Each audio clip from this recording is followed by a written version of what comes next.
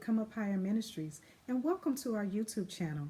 Today we have a great session for you. We recently did a teaching on vulnerability. Actually, it was an interview, and I interviewed some of my really good girlfriends about the subject of vulnerability. And I think you're going to be blessed. You know, sometimes we don't even realize that we aren't being vulnerable, and we really need to understand the importance of being vulnerable in all of our relationships. So, again, I'm so glad you tuned in. And leave us a comment when you're finished to let us know how it impacted you. Have an awesome day. So welcome everybody. My name is Robin Smiley. I am with Come Up Higher Ministries, and I am excited to have you guys on my journey.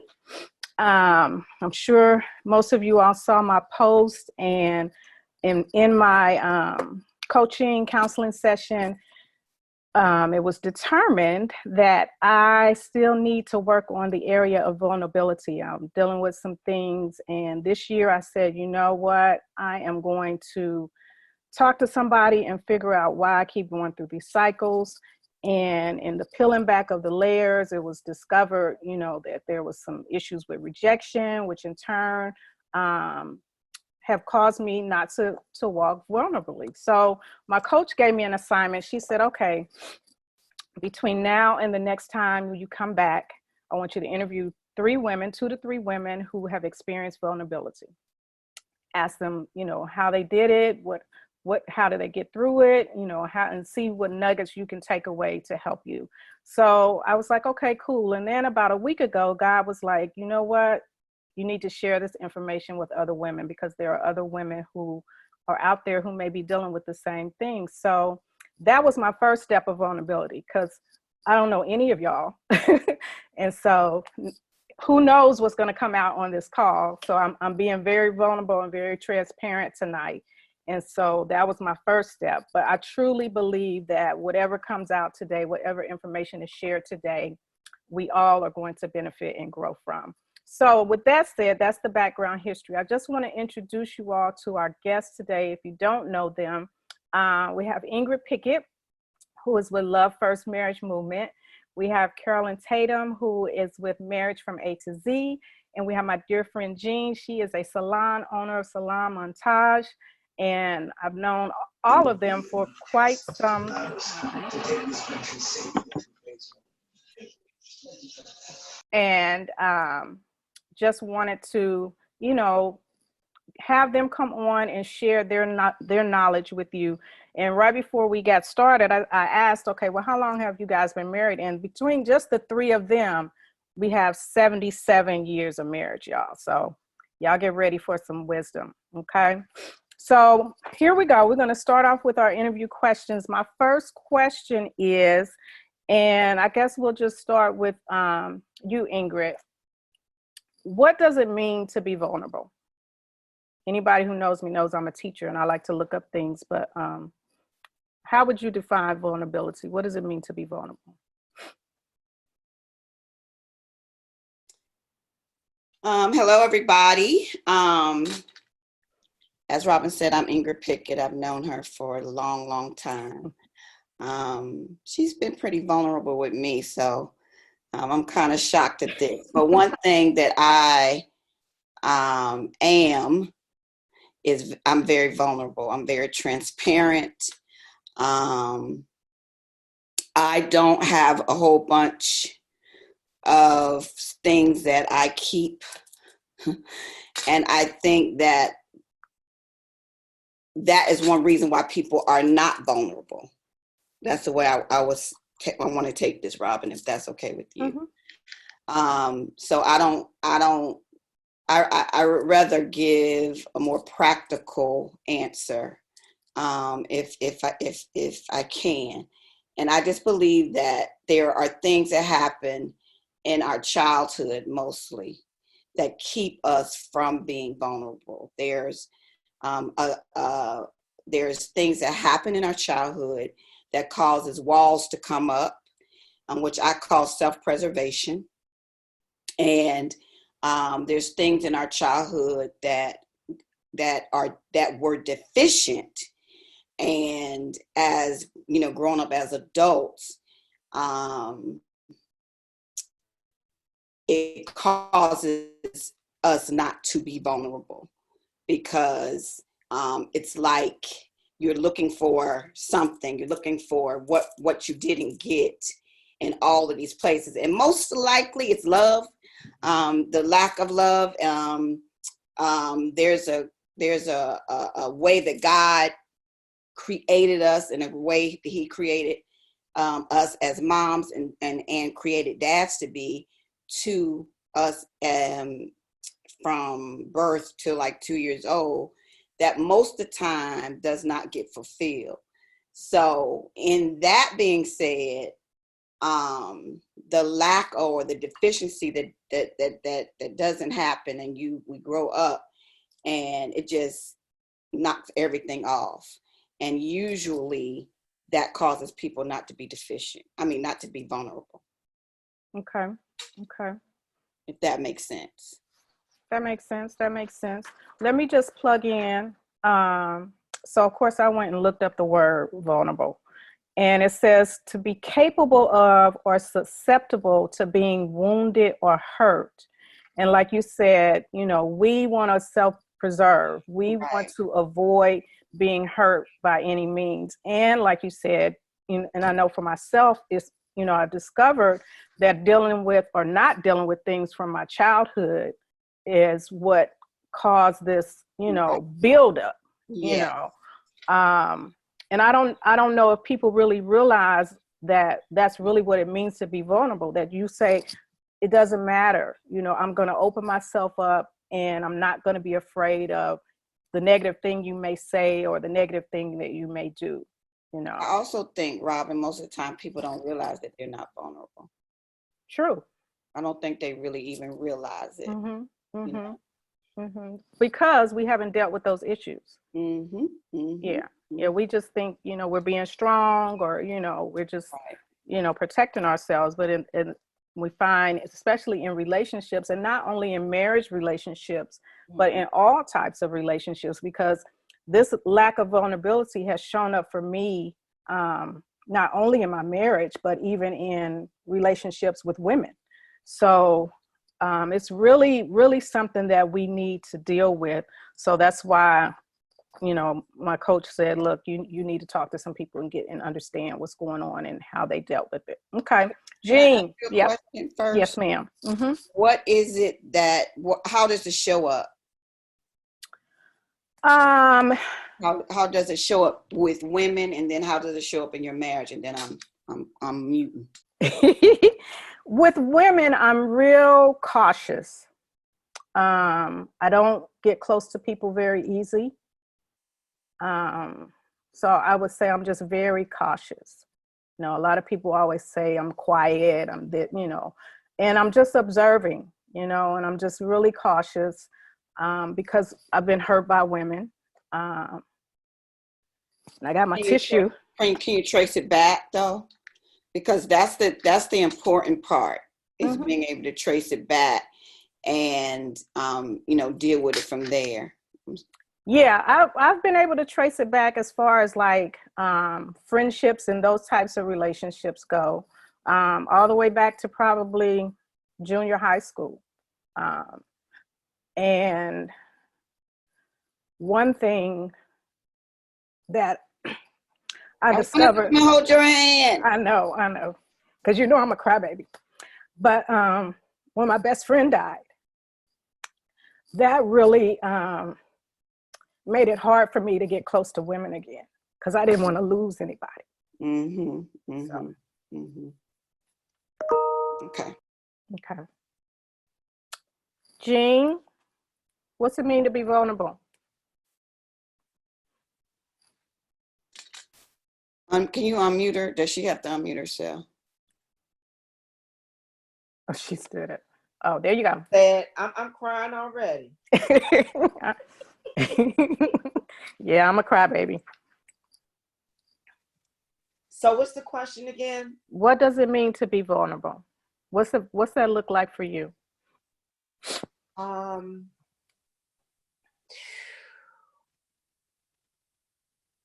In some areas, in some areas, I can be, totally vulnerable. But then in other areas, I'm like, phew, the wall is up.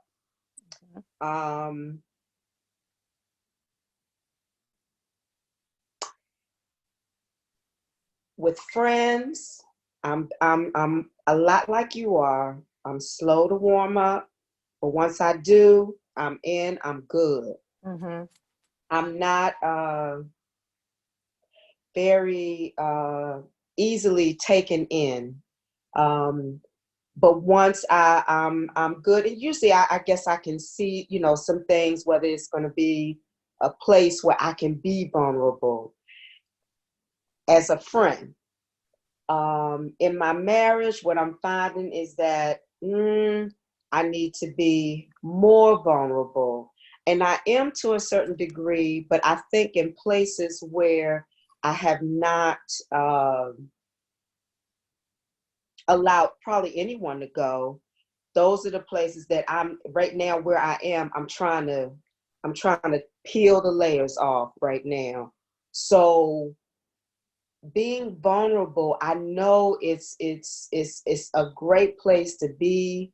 And with something, like I said, I'm really good with it, but then in some places maybe not. And just right here where I am right now today in marriage, I'm like, I think I need to be a little bit more vulnerable, because there's something that he's not getting from me in terms of, I guess, for him to feel heard. Okay. And that's the important thing. He needs to feel heard. And I think that wherever I am not vulnerable right now is making it difficult for that message to get across. So I gotta reassess me. I always believe in looking at me, even when a problem comes up. I don't defer it to, the person, even though I might know what the issues are. I try to focus on, what are you doing? What is it that you need to do to make this situation more cohesive?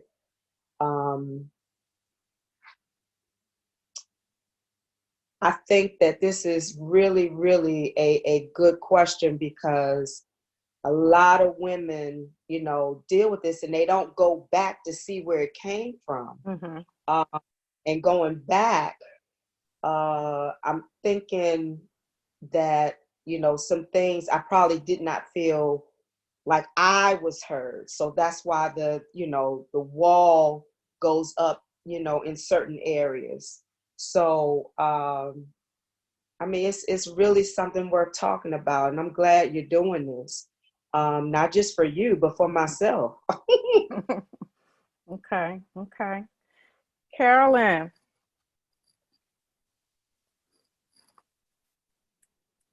Hold on. Let me unmute you. Okay. Okay. There So you what go. does it mean to be vulnerable? Yes. To me, specifically as it relates to marriage and my relationship with my husband, I think fully being able to be me and to be real about my strengths, my weaknesses, the stuff that I might not like to talk about with everybody, but being transparent with him. And I think,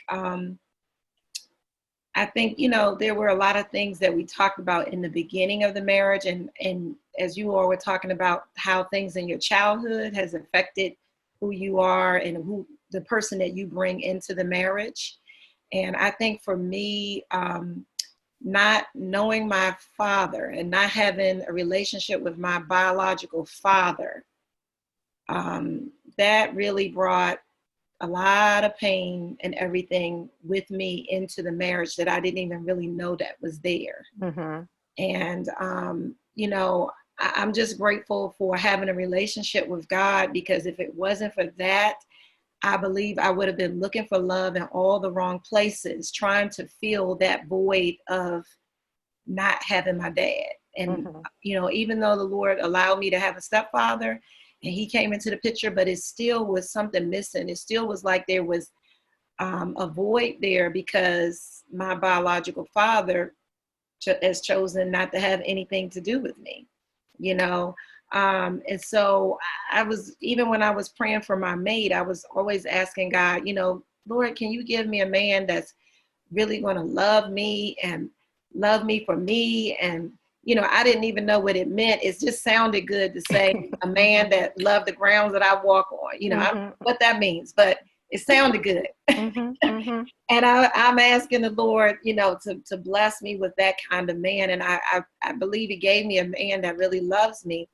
But, you know, there was a void there because I didn't have my father's love. And so a lot came with that. And me being willing to be real with those feelings and those emotions of how it has made me feel, to be able to share that with my husband, you know, to me has been one of the most vulnerable things that I've done in the marriage relationship. Yeah, that's interesting. We have a very similar story because my mom was 8 months pregnant with me when she divorced my biological dad. And she married my stepdad, who was my daddy, who I loved to life when I was 5. But I grew up still wanting the love of my biological father. I did see him, you know, a good 2 or 3 times a year because he didn't live where we live. But the relationship was just never what I wanted as you know, a child growing up, a teenager and all of that. Unlike you, I did seek love in all the wrong places from other men, and, you know, ended up learning lessons the hard way there. And it wasn't until I was probably in my late 30s that he and I were able to actually have somewhat of a relationship. I was able to be vulnerable and talk to him and ask him why did he do the things that he did, or talk to me the way he did. Because he would always tease me and, you know, say sarcastic things to me even when I was around, you know, which is what I dealt with growing up. You know, like we talked in the beginning, this whole thing about being vulnerable for me has been there for years. And then when I'm finally in the presence of the one person that I really just, all I wanted was to love me, he would have something sarcastic to say to me, you know. And so it took me a while to really understand that God's love, the Father, his love is all that matters. And he taught me, you know, how to, you know, even just be able to forgive my dad for not knowing how to love me the way I wanted to be loved, and really gave me even greater appreciation of my stepdad. But yeah, I truly believe that the lack of love from our fathers plays a major role in how we deal with relationships and how vulnerable we are. So ladies, as you're listening, you may want to reflect on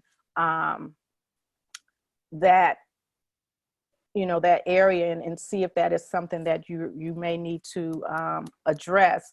And the key to it, though, is we kind of talked about this last night in my class, is about timing, because you do need to have the crucial conversations with the person, but you want to do it at the right time where, you know, they're going to be willing to listen and you're going to receive what it is that you need to receive out of it as well.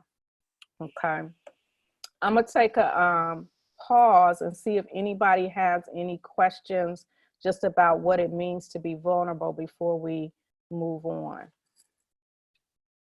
You can just raise your hand. There's a little button, or you can raise your hand on the screen if you do. No, we're good. Okay. Y'all help me if y'all see anything. Oh, Miss Roberts, you got a question? Yeah, so really quickly, since y'all are talking about vulnerability, Mm-hmm. so don't you think in, I guess, any relationship, especially when you're getting to a marital relationship, do you think that the ability to be vulnerable with your mate or with your friends or whoever it may be, isn't there a level of trust that you have to have with that person in order to feel comfortable and being vulnerable with that person? Who wants to answer that? I think that I think your spirit knows, you know, who you can be that way with. But when I really think about this, you can't be vulnerable to everyone, but at the same time, you have to be in a place where you can allow yourself to allow, you know, people in, and your spirit to tell you who to let down those walls with. Mm-hmm. But if their walls are there, nevertheless, you're still going to have to address them, no matter who it's with. If the wall is there, and say why or why not. I'm just trying to think, and just in my walk, I give everybody a chance. You know, I don't just repel people automatically, you know, because I just either don't want to be bothered, I don't want to be vulnerable. I just try to treat people in a way where, you know, I can just, you know, be myself. And sometimes, unfortunately, some of the people that are closest to you is when the walls go up in a way that, you know, you don't want to be vulnerable with them because of things that have taken place. But overall, you know, all things being equal, I like to give people, you know, a chance, because you don't know who has something for you, who's going to be that angel that ministers to you that day or that moment to get you to the next place. So yeah. Okay. So I'm going to go here. If you're having trust issues, Martine. Yes, ma'am. That means that the thing that we've been talking about from the beginning of the call, going back to your blueprint, going back to and trying and go and tracing back to where that may have started is really the issue. That's really the issue. I mean, if you're having trust issues, then it's going to be very hard for you to be the vulnerable, period. So you probably have someone that you do trust, and, you know, someone that, but you, I would suggest, if I may, that you trace the trust thing back. Okay. That's overall, that's more of the issue. Do you get that? Yeah, I get that. Is that answering you? Yes, ma'am. Question? Okay. Okay. So what if you are trusting overall? And sometimes I think I'm too trusting in the beginning, but I'm it's pretty easy for me to trust somebody until they do something that they don't have no business doing. What does that mean? That means that you're trusting and you don't have trust issues. I just want to make sure, you know, I want to make sure I'm getting this thing right. You ain't got them issues. And you are gifted in a way where you do, the spirit of God in you does tell you that, but everybody's not there. Yeah. So Carolyn, do you want to add something? No, that's Okay. good. Okay. All right. So, Ingrid, since you were the last one to talk, we'll come back to you. Give us an example of where you struggled with vulnerability and what you did to overcome it.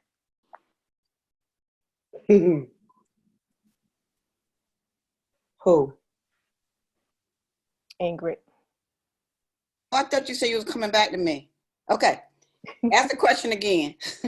Give us an example of when you struggled with vulnerability and what you did to overcome it. Okay. So like I said, I guess I said this, I'm very transparent and pretty trusting, probably like Jean to a fault at times. but I remember when I guess my issues have been self-esteem.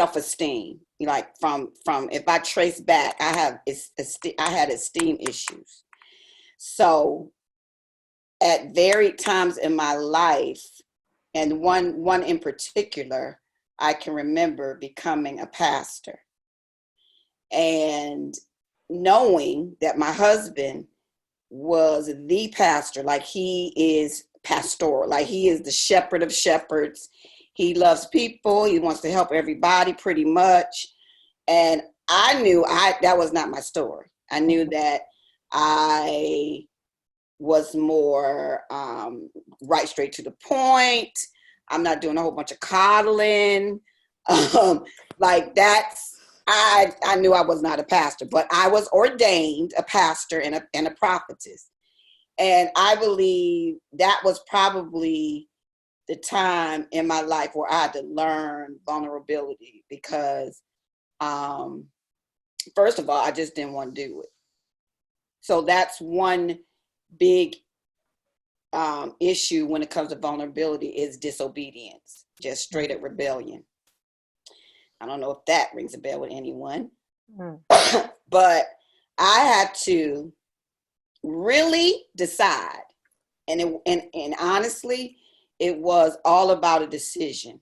I had to decide that I was going to do what God said that I was going to do, and I had to decide that I was not going to behave badly, that I was going to act right and do what God has told me to do. And once I made the decision, then the Lord helped me through all kinds of scenarios on how to actually be the person I needed to be for that time of my life. So I would say, and that's a spiritual answer, and because I really like to be practical as well. But I just had to decide, basically.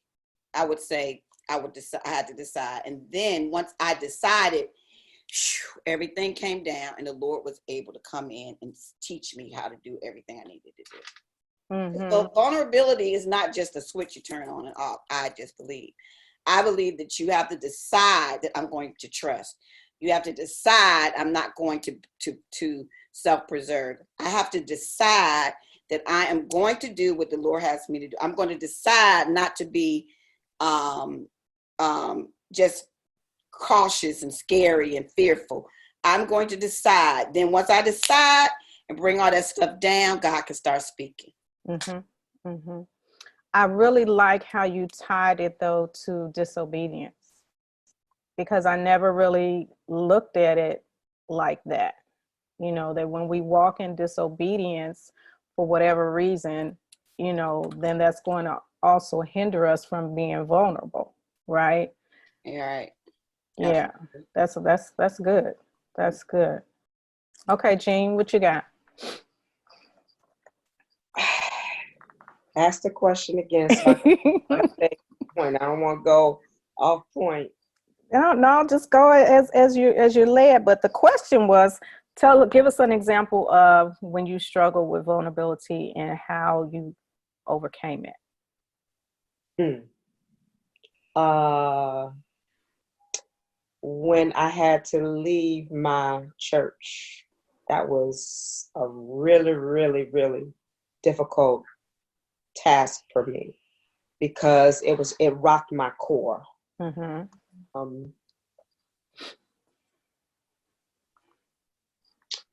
Let me see. In having to be obedient, I had to set an example. Still get upset about it.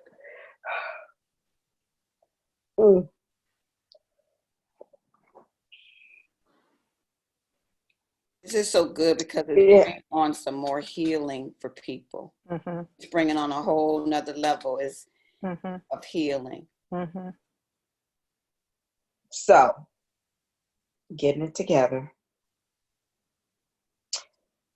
I had to do something I didn't want to do. And as I said before, it rocked my core. Then the Lord was telling me, you got to love your husband. You have to love him. He told me that 3 times. And as I walked through that process, I learned a lot about myself. Because as I said earlier, I had to, no matter what's going on, I always have to look at what is it that I need to do. Because I can only control me. And it really, I had to work at kicking up, the love, the honoring, no matter what was going on. These were the things that I know that I was called to do as a wife. Mm-hmm. And the main thing is that I would please God, not my emotions, not my selfish will as to what I really wanted. It didn't matter then. It was what was going to be pleasing to God. I had an example to set for my daughter, for my son, and they saw me walk through that difficult time, and especially my daughter. And I hope, because I told Jordan at that time, I said, just watch me, watch God move through me, and you're going to know, how to handle, difficulty when you get to these difficult places. It doesn't mean that you walk away. It means that you do some soul searching. You find out what's really in you. And it took that time. It took probably about 8 years. I didn't know it was going to be that long, but it was. And, right now, even on the cusp of 28 years, certain things still rise up that I still have to turn it around and look at me and still be vulnerable enough to allow him to say whatever he needs to say and do whatever he needs to do and back off and allow God to deal, with him. That's the part that, I had to take my mouth off of him. Don't speak ill of the situation. Don't speak ill of him because you may see something, happening, but you got to look at the bigger picture and understand who God made this man to be. Who did he make you to be?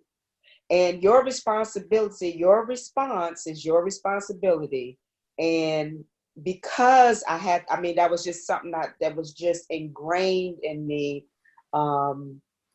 to be able to focus on me and what I did or didn't do in order to get to the better result. I went to God. I don't want to sound super spiritual, but that's who I had to lean on. I had to lean because I talked about it, but I don't think that I talked about it with my friends because I didn't want them criticizing my husband, Mm-hmm. Mm-hmm. which can happen so easily. That's my husband. I love him. He's mine, and we're gonna continue to work on this. Mm-hmm. And that's it. So that's where I am. With that part. That's how I dealt with it. God answered my prayers. I did a lot of writing. I did a lot of lamenting on paper, and to God be the glory. A lot of that stuff has been answered. And I'm so thankful for that. So that some people aren't willing to take the time to do that because 8 years is a long time. It's a long time. But I got what I needed out of it. Mm-hmm. And still getting what I need out of it. So it's been an ongoing thing for me. And I think that especially with marriage, that's what we have to remember. It's forever evolving. We're continuing to learn each other. We're continuing to grow. We're continuing to change.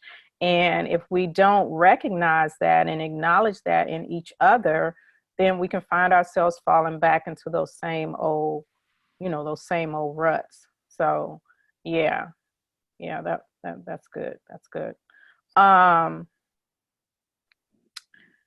like how you brought the practical in, just even with the writing.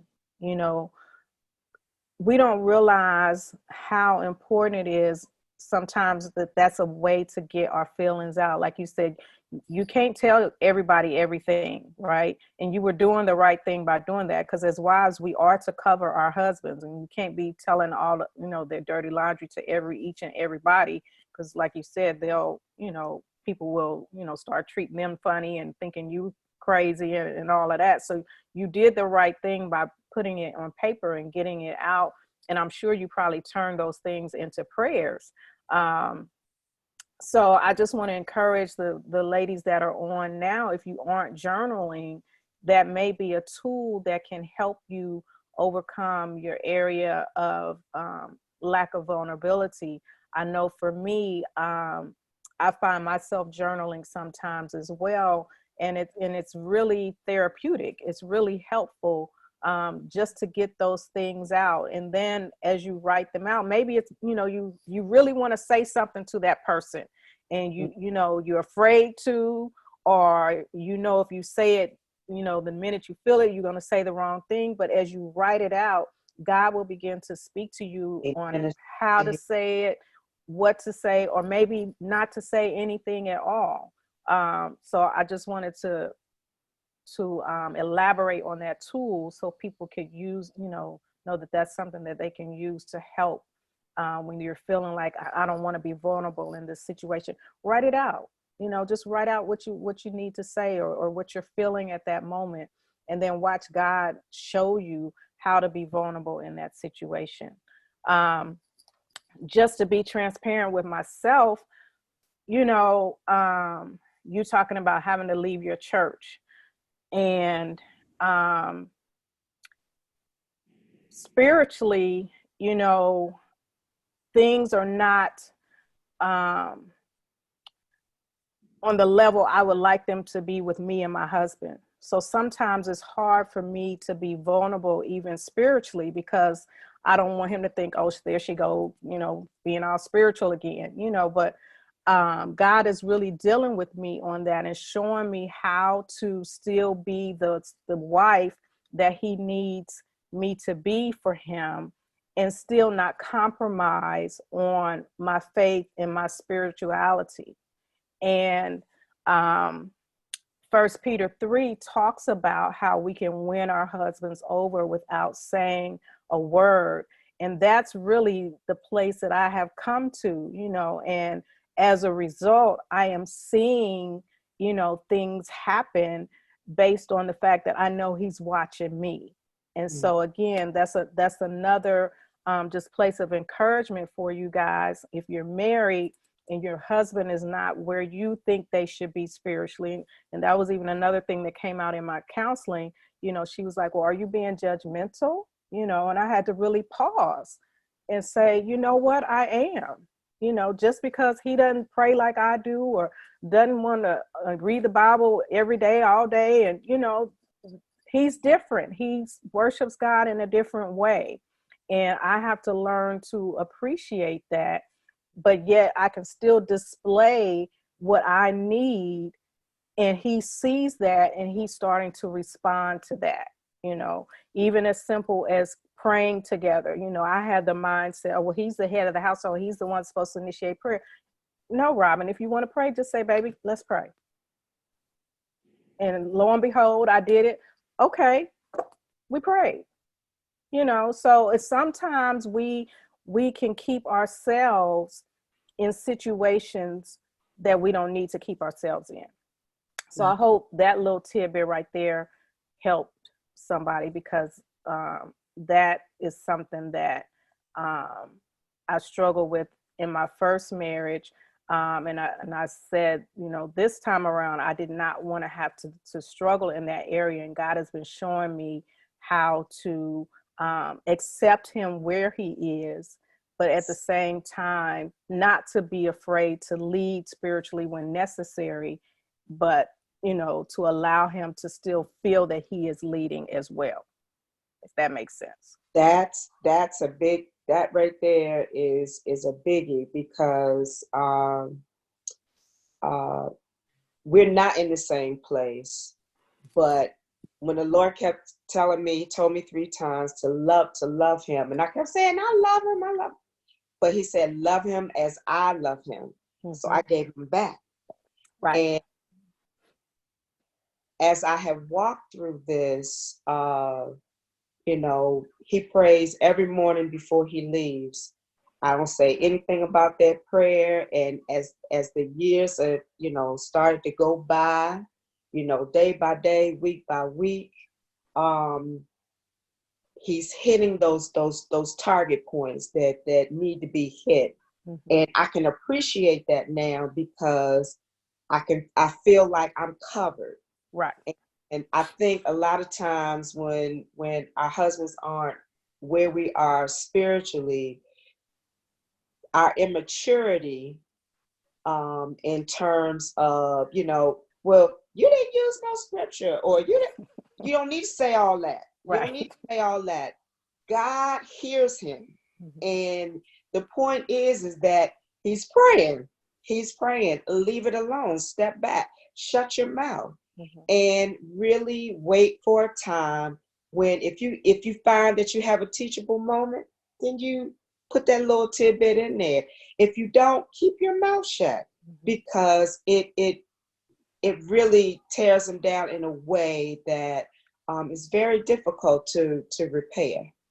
And that's something that I think, you know, maturity gives you that, you know, after you've been through a few things.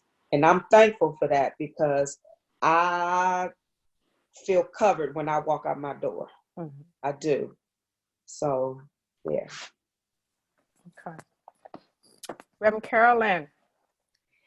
I'm just sitting here taking it all in and thinking, what was the question?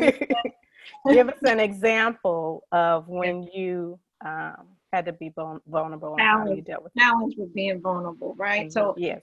So I know we were talking about the marriage situations, but I was sitting here thinking about mother-daughter relationship, and having to be real with how I feel, not being satisfied with the mother-daughter relationship being the way that I wish that it was, and having to be honest with and facing reality that the reality of my relationship with my mother was not the way I wanted it to be. And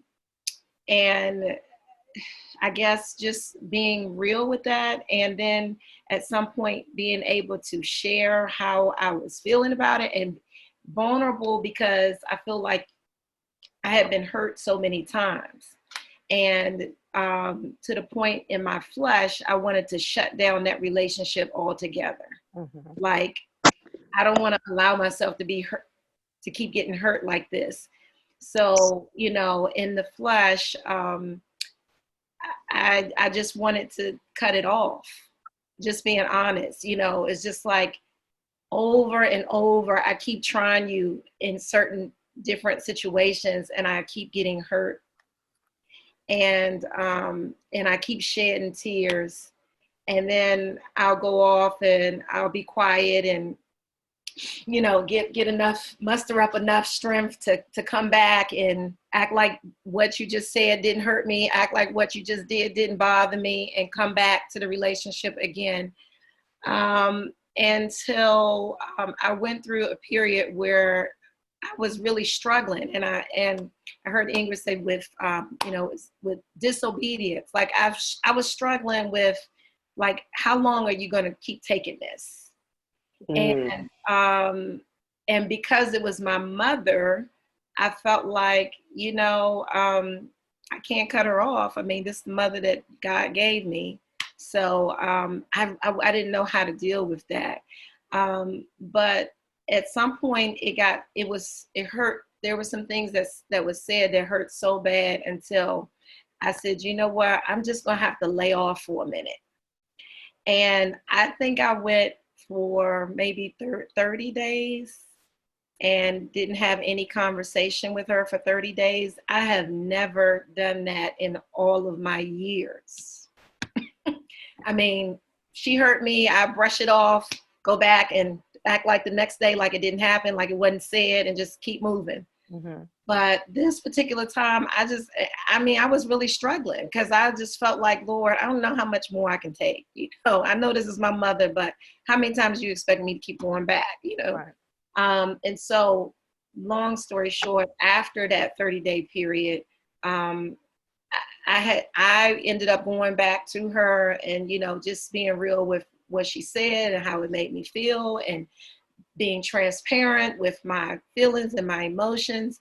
And even though she didn't agree or didn't see my side, it broke the ice. Mm-hmm. And it was necessary to break. I knew that if I didn't break the ice wouldn't be broken, because, you know, her attitude is like, I'm the mother, you're the daughter, like, you come to me, I wouldn't be caught coming to you.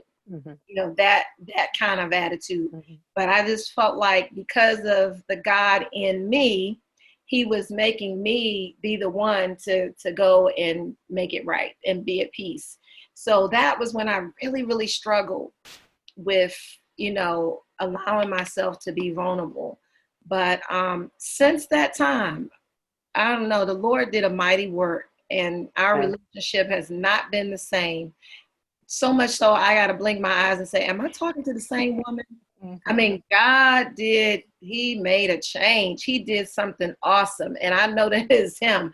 I mean, it's amazing. I mean, my husband notices it. My kids notices it. Like, he did something in my mother that we have never seen before. And she has not been the same. So I'm grateful. God had to do something, because I was like, this is it, Lord. Mm-hmm. Mm-hmm. Mm. But again, it goes back to your obedience. You know, if you know, some people may say, how did you not talk to your mother for 30 days? But I believe in that 30 days, that's when God was able to really speak to you and, you know, get you in that place where you could hear from him and understand that he has your best interests at heart. You know, it's not his desire for us to be hurt, you know, by anybody, you know, especially not our mother. And Ingrid, I got your document. So she sent me a document about, you know, the impact that our mothers have and what we're expecting, you know, that we're going to get from them, and, you know, that they are to teach us how to love and all of these different things. So when you miss that piece, it's like, you know, wow, what am I supposed to do? You know, and then because we want to obey God and we don't want to, you know, the word says honor your mother and father and you will have long life, you know, so we want to do what the word says, but at the same time, it's like, come on, like you said, you know, but I believe in those 30 days, he not only did something in you, but he did something in her that she probably wasn't even aware of. Yeah. You know, and it was that last act of obedience for you to go back again. Because just think, what if you wouldn't have gone back? You know, because in my flesh, I did not want to. right. You know, I had to do what God was telling me to do. Mm-hmm. You know, and that's where we miss it sometimes. We get right at the point of breakthrough, but because everything has just seemed so heavy and so, you know, we just can't take it anymore, we you know, opt out for doing it our way, and we miss out on what God is trying to do. So I really like how we brought in the whole disobedience piece into being vulnerable. I never really looked at it that way. But, you know, when we make the choice, like Ingrid said, first of all, we have to make a choice to do right. And when we decide that, okay, God, basically it's like, and I've been sharing this for the past couple of days, Ingrid, that Tiffany taught us the other night, or brought to my remembrance. There's a scripture, it's in Luke, I believe, when Jesus was in the Garden of Gethsemane and he was praying and asking God, you know, Lord, you know, can't this cup be taken from me? And then finally he said, not my will, but your will. It was at the point of his surrender that the angels came to strengthen him, you know. And we have to realize that sometimes it's not until we surrender, until we throw up our hands, until we say, okay, I can't do this by myself. I need your help. And I am submitting to whatever it is you have me to deal with. That's when the angels come to strengthen us to make it through to the other side. And I just want to encourage you, ladies, you may be going through something right now. Your marriage may be in shambles right now. Your children may be, acting a fool. Your job may, not even be existing anymore. Whatever it is that you're dealing with, just surrender to God and allow him to send the angels to strengthen you, to get you through it. And I guarantee when you make that decision, when you make that choice, you'll have the peace that surpasses all understanding. And you'll come out of this situation way better. Just like Carolyn said, she can't even believe she's got the same, mother. God can do amazing things when we get out of the way. Yes. Okay. So we've got 8 minutes left. I didn't want to be on here more than an hour. There's one area though that I do want us to address because it's probably the primary area for me, and that is finances.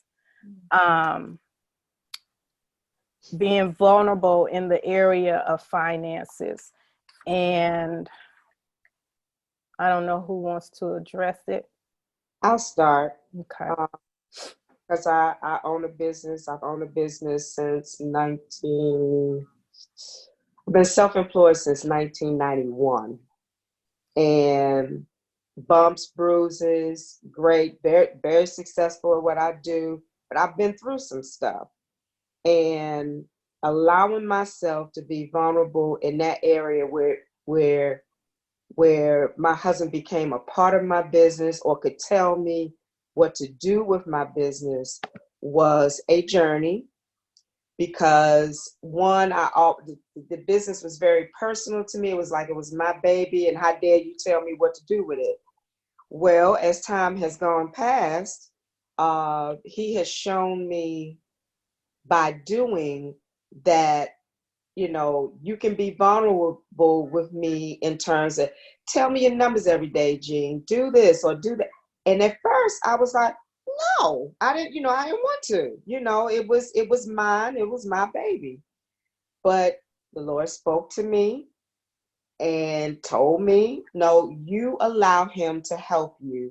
This is an area where you both have to know where you have to be knitted together and you have to be on one accord with your finances, even in your business. Yes, you run it. Yes, you do whatever you do with your business, but he is the one who can think of the witty ways to do things, to make it, make things happen.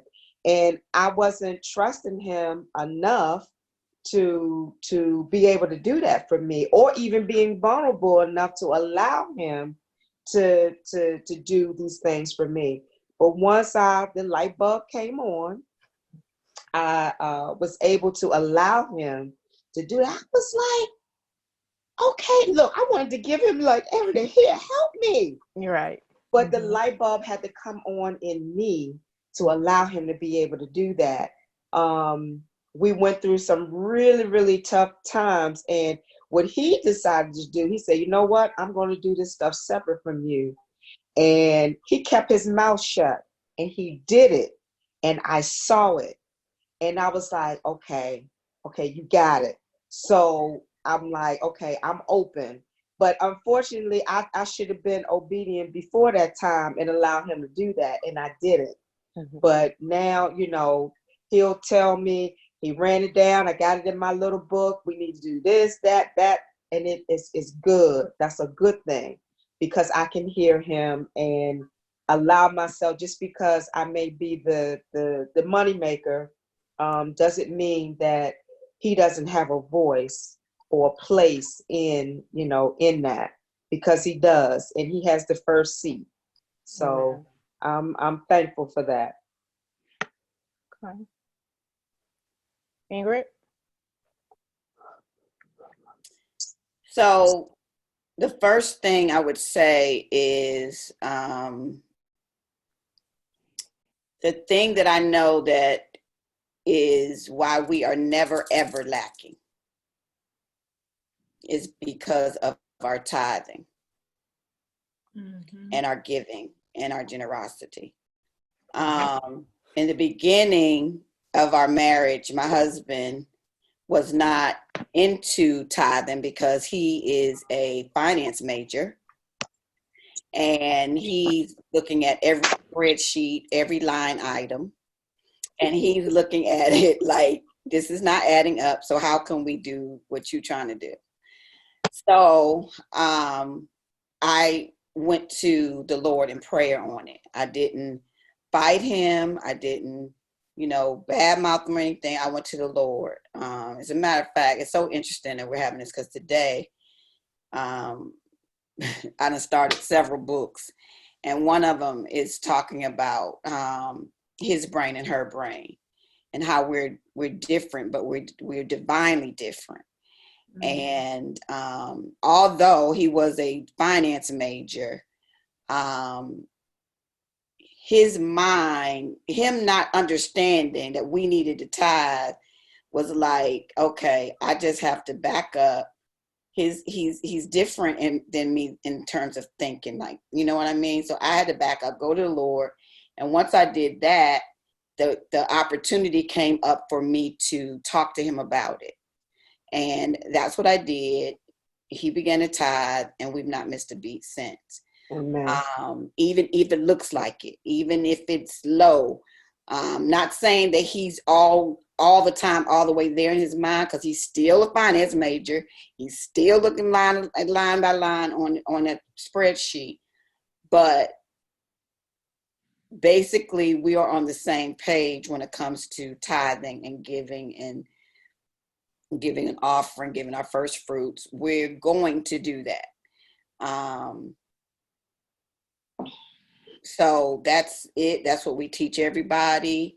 It's proof is in the pudding. God is not lying when he says to try him, and all the other stuff that comes with it. He's not lying. So, yeah. How long did it take?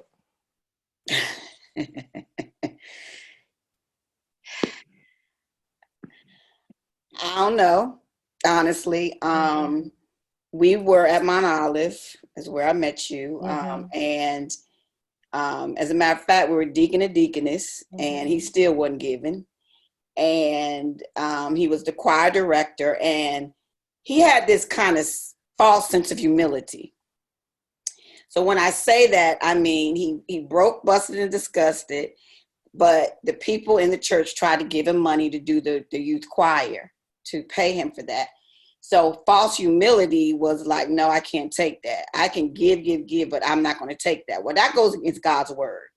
God says if you give, men will give back unto you. Press down, shake it, right? Yeah. So that's what I mean by false humility. So he said, well, I'm going to go get a part-time job. Sir, that lady just said she's gonna pay you. What do you mean you're gonna get a part-time job? That's your part-time job. So when he finally went to her and said, okay, I've been talking to Ingrid, and she said I really should let you pay me. That lady paid him from retro a year back. Wow. God showed him immediately. But I don't think I said this part. We had just started tithing then, but immediately God showed him. I mean, we probably weren't even tithing a month, and then we started getting checks from the IRS. We just all kinds of stuff started happening, and I'm telling you, through everything we've been through, we have not really missed a beat. Honestly, I mean, there are times where it looks like it. But God always says to me, it's not real. Always know it's not real because you got seed in the ground. And one more thing I'll say. The scripture that says God gives seed to the sower. Yes. If you're not sowing, he's not giving you seed. Yeah.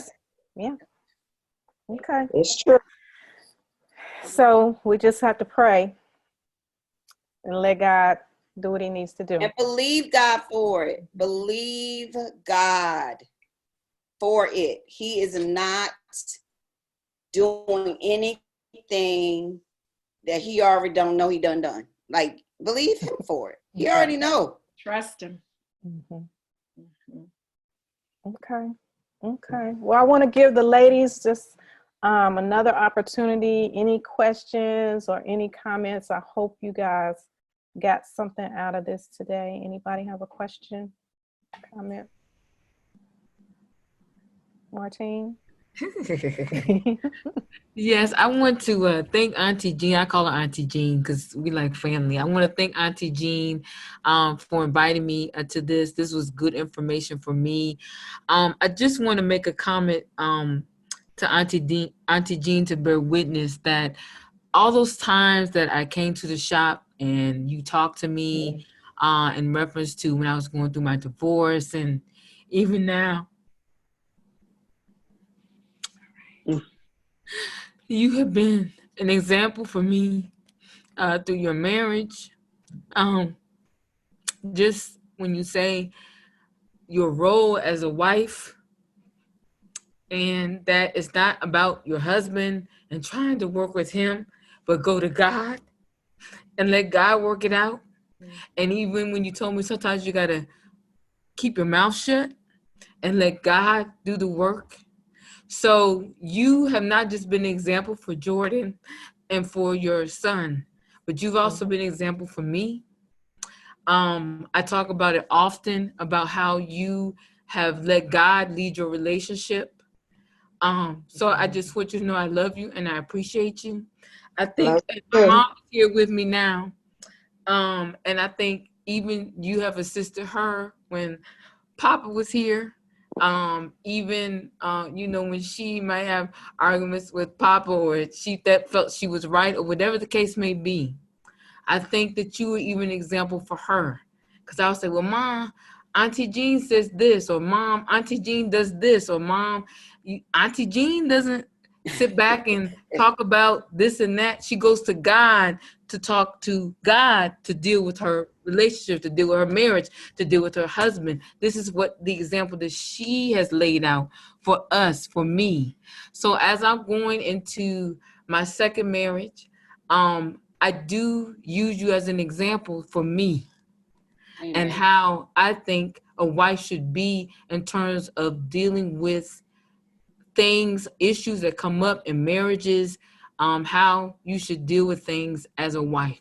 So I just want you to know I bear witness to the fruit of your work. Amen. has been an influence on me. So I just want you to know I love you and I thank you. Awesome. I love you too. Thank you. That was awesome. Awesome. Awesome. Anybody else?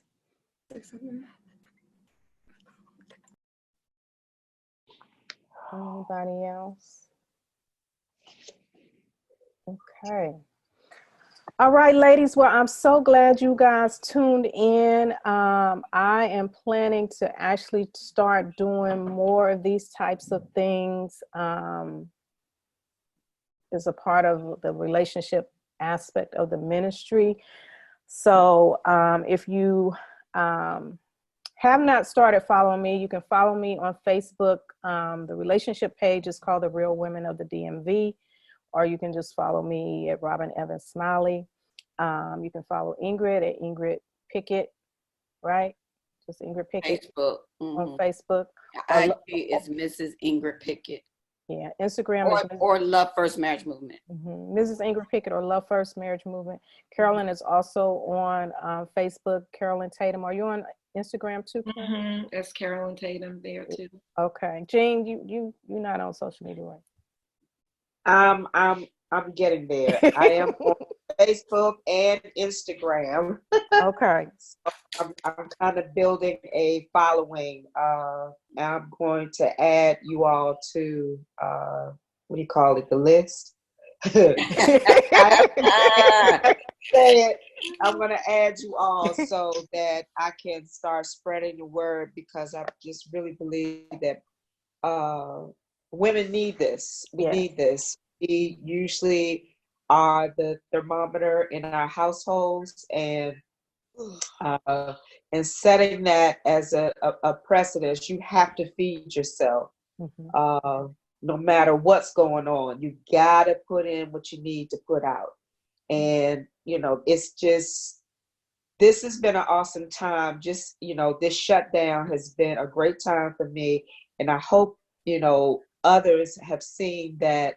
If you take the time to really look at the things within yourself, that you will start to get those answers and be able to continue to move forward. And Robin, thank you so much. I mean, it was really, really good. It's going to allow me to be able to probably have that vulnerability. Not probably, no, just do it. Just do more. And trust God just fully, not more, but fully. And then I think some things will happen. Yeah, yeah. I just want to thank you ladies, Ingrid and Carolyn and Jean, just for answering the call to help me, because it was really even insightful for me as we talked through some things today. And just want to encourage the ladies just to take it one day at a time. If we take it one day at a time, each day we'll find ourselves getting stronger and better, and not so overwhelmed. So again, just thank you to everyone who tuned in. Make sure you follow us so you can stay connected. And until next time, you guys have a wonderful weekend. Okay, you too. Thank you, Robin. All right. Bye-bye. you.